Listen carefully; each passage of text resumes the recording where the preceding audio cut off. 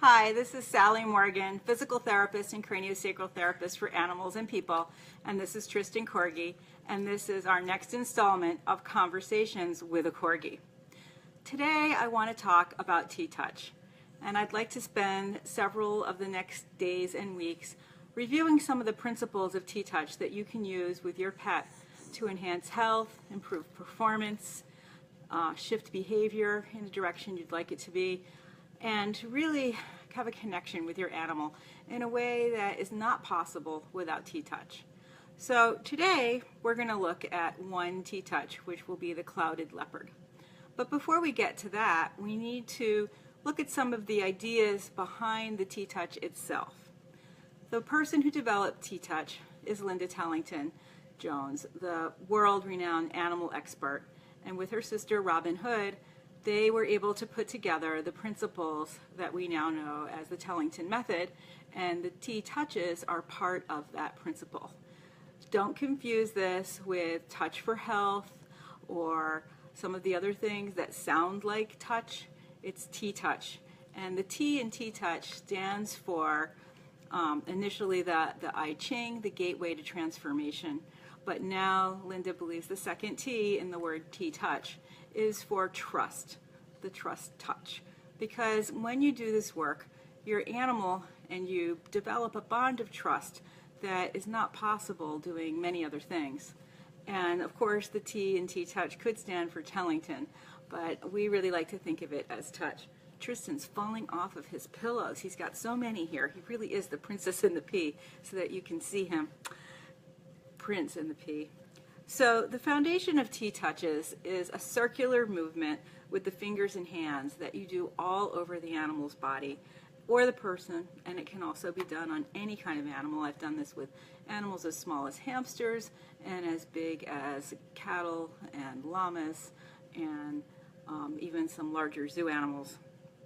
The intention when you're doing a TTouch is to awaken and activate the function of the cells under your hand and to awaken the cellular intelligence in the body.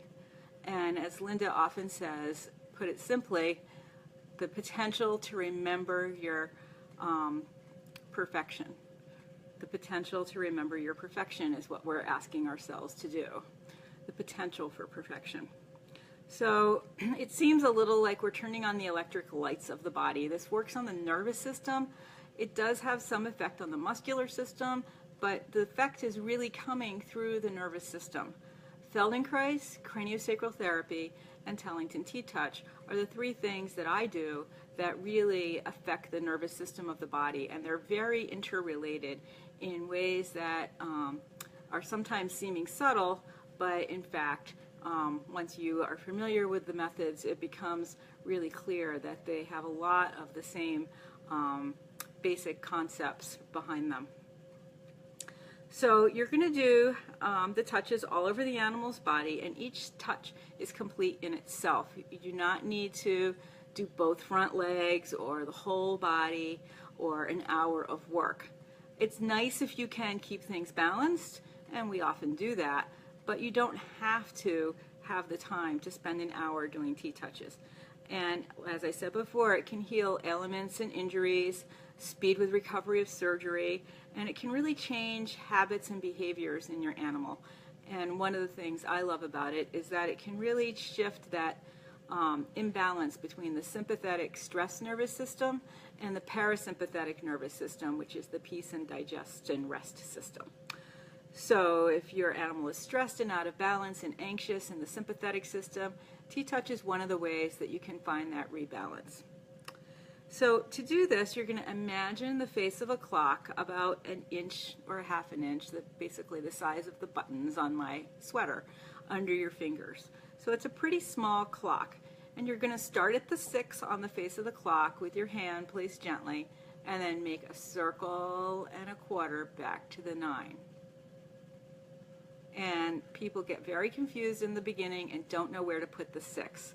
The 6 is usually facing down or facing towards the floor or the dog's paws, but wherever it seems to be comfortable for your hand, because if your hand is contorted, you're not going to have the relaxation you need to have the powerful effect that you get with doing TTouch in a relaxed way in your hand. So you're simply going to make a little paw with your hand and push the circle in the skin in a circle and a quarter. So for me, having this heavy sweater on, I have to go fairly deeply to get to moving the skin. When you're just rubbing over the surface, it's not having the same effect. In fact, it's quite different, and you can feel on yourself the difference between that pushing the skin and moving over the skin. Now, with your free hand, you want to support the animal's body somewhere else on their body.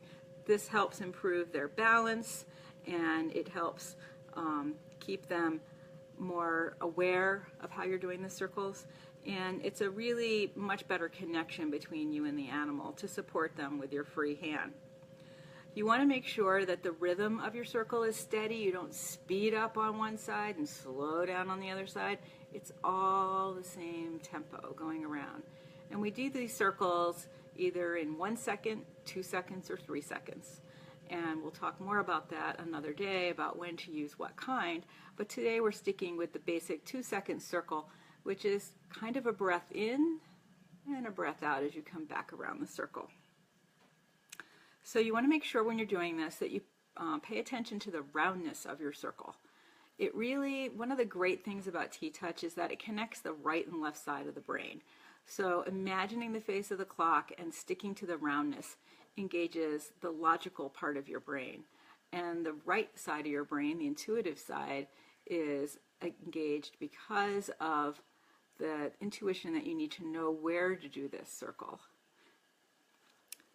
So when you're done one circle, you can either move your hand to a new area, or more and more, we're doing one circle and then sliding to another area. And that is a circle and a quarter when I say one circle. So you want to keep in mind your balance. You don't want to stand on one leg when you're doing this. You don't want to be all uncomfortable on the floor. And you want to keep in mind the balance of your animal. Likewise, you don't want him sliding over as you're doing this. You want to keep him supported and comfortable. The animal can be standing, sitting, laying on his side, sitting on your lap, or like my dog here, slouched over his pillow pile on my lap. So the circles are usually done clockwise, and that seems to be what we all naturally do with our right hand. However, if you're going counterclockwise, please notice that, and you need to train yourself with both hands to go clockwise and counterclockwise. And just pay attention in the beginning when you're doing this. We often use counterclockwise circles purposefully to release tension in the body, but most of the time we're doing our circles in a clockwise direction. And again, when you're doing it on yourself with your left hand, you have to really remind yourself which way is clockwise before you start. And I always suggest, especially when you're doing it on a human, to ask them which way feels better, because some people really do prefer one over the other. And your animal will show you what he prefers by his reaction to what you're doing. So let's talk about the pressure. Oh, I have dog hair in my mouth. What a surprise. Let's talk about the pressure you use when you're doing this work. The pressure goes from a 1, which is the lightest touch, to a 9, which is one of our heaviest touches, which we rarely use. I think maybe once in over 30 years of doing this work have I needed to use a 9, and that was on a really muscled quarter horse in a lot of trauma and stress. Oh, dog hair. Delicious. We're going to have a dog hair talk in a few days.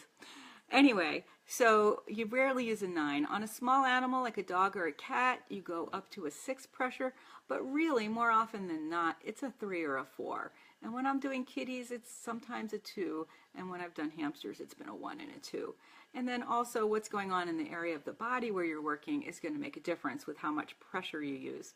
So to get a sense of our pressure scale, you're going to go to a place either on your eyelid or under your eye and just make a tiny little circle as lightly as you can feel it. And that would be the 1 pressure. And then try on your forearm or your hand to make a little circle using that light pressure Really pay attention to your fingers here and how much pressure that is. Not even hardly a dent in the skin.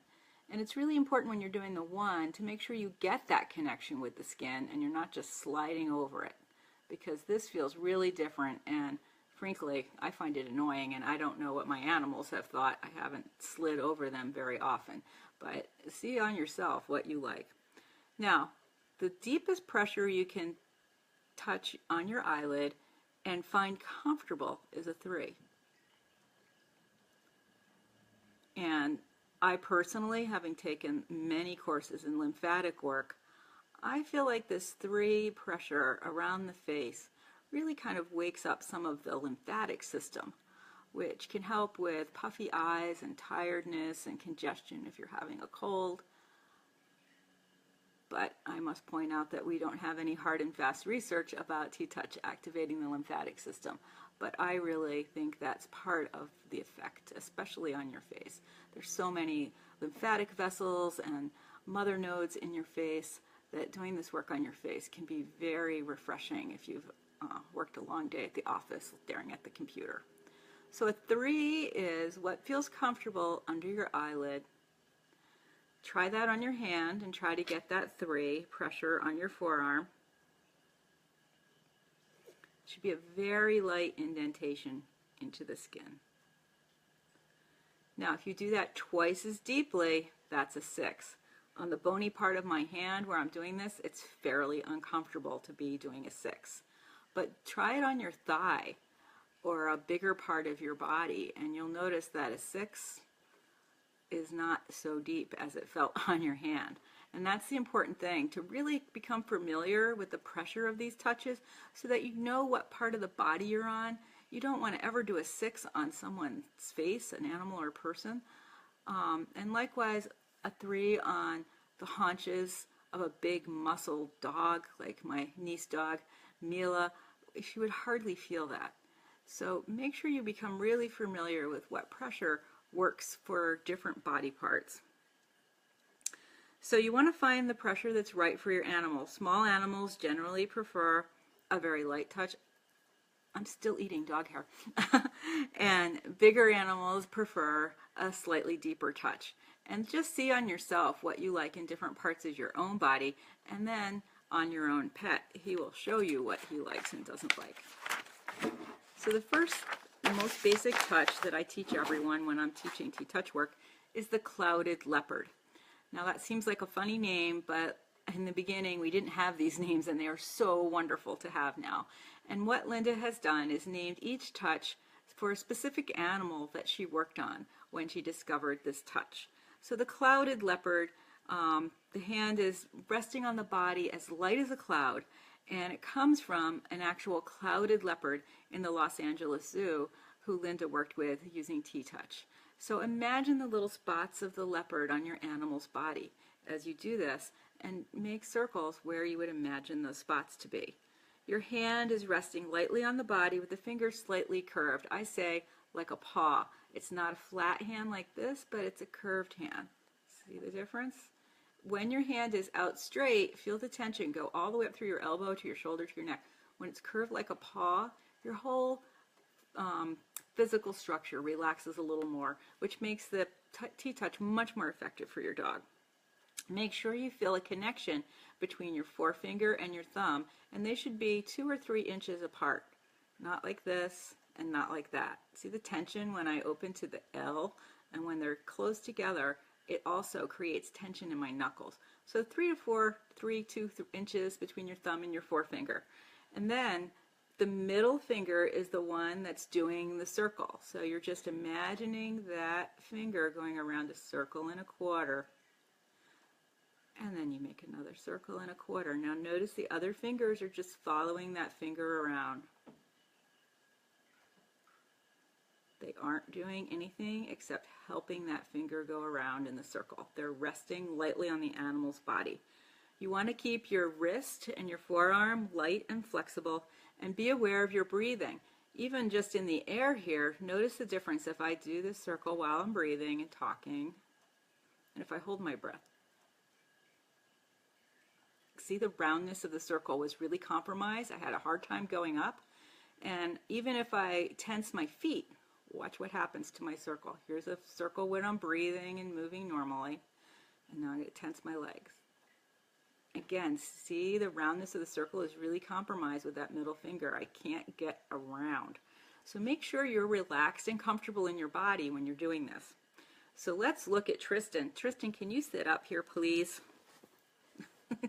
He says, I'm falling asleep with all this talk of comfort and relaxation.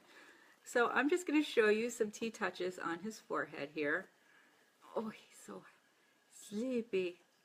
He's like the dolphins in Hawaii that we swam with at Linda's, the spinner dolphins. They come in from the sea from hunting and they sleep in the morning. And Tristan is really a creature of habit. He likes to go back to bed and have a nap in the morning. So here I'm just doing these clouded leopard circles. Now notice the parts of your fingers that are touching the animal are just the very ends here. Not the whole dip, or the distal joint, but just most of it. So come back up here, Tristan. He says, I'm so tired, Mommy. So here are some circles on his head. You can work around the mouth. I'm doing like a one touch here around his mouth and his jaw.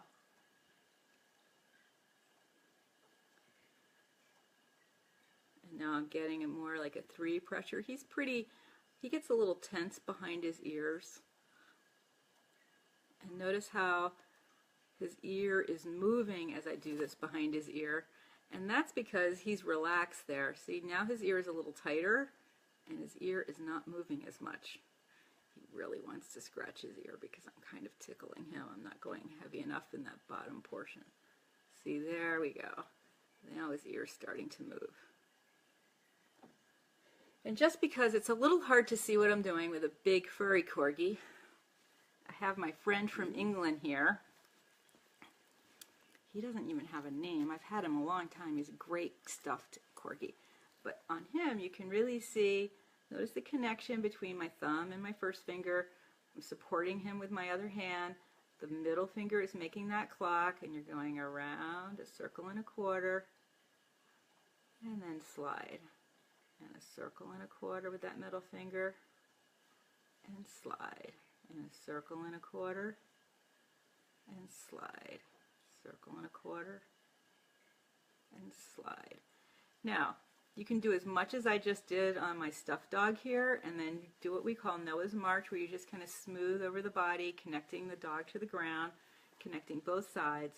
And it's almost like you get 2 for the price of 1, because you get so much more connection through the body from doing just those few touches and then doing the Noah's March to connect it throughout the body.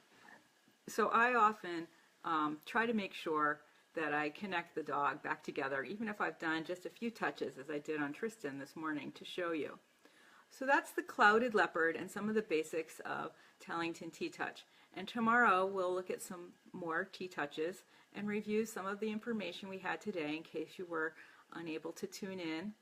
But again, you're just making a circle and a quarter with your middle finger and your other fingers are following.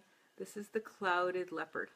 Now, some of the reasons that we would use clouded leopard and the pressures that we would use, for instance, aggression. We would use a 2 to a 5 pressure on a dog. Aloofness, a slightly lighter pressure, a 2 to a 4. For a barking dog, we use a 3 to a 5 because the dog could be very agitated and they might need a light touch to get their attention or a deeper touch to get their attention. Car sickness, really good for car sickness. All TTouches are good for car sickness, even for you or your child. And for that, we use a 2 to a 4 pressure. Fear biting, and be very careful around the hindquarters of a dog you're working with who has this issue. For that, we use a 3 to a 5 pressure. When introducing a new animal to your household, on the new pet and the old pets, it's a great thing to do this clouded leopard with a pressure of 2 to 5. If the animal is pulling on the leash, you can pause and do some TTouches between a 3 and a 5 pressure with the clouded leopard. For nervousness, you use a slightly lighter pressure, a 2 to a 4. When you're getting ready to do some training work with them, same thing, you use a 2 to a 5 pressure. Similarly with nervousness, with stress, you could use a 2, but all the way up to a 6. If an animal is really stressed and really out of their body, you might need that deeper pressure of the touch to get them to pay attention to their body again. And also we use this TTouch, the Clouded Leopard, for increasing self-confidence. And I've done this with many, many animals over the years and seen remarkable, remarkable results, as have many TTouch practitioners. So I invite you to try some Clouded Leopard TTouches with your pet, yourself, or your friends today, and get in the habit of just making that circle in a quarter. And as we go through the next weeks of conversations with a Corgi, I'll tell you a lot more about Tellington TTouch and how you can use it to enrich your life with your pet and your connection with your pet. Thank you. This is Sally Morgan, physical therapist and craniosacral therapist for pets and people, author of the Amazon bestseller, Dances of the Heart, Connecting with Animals, available on my website, Amazon, or Dr. Judy Morgan. And thank you very much, and I'll see you tomorrow at 8:25 for Conversations with a Corgi on Facebook Live.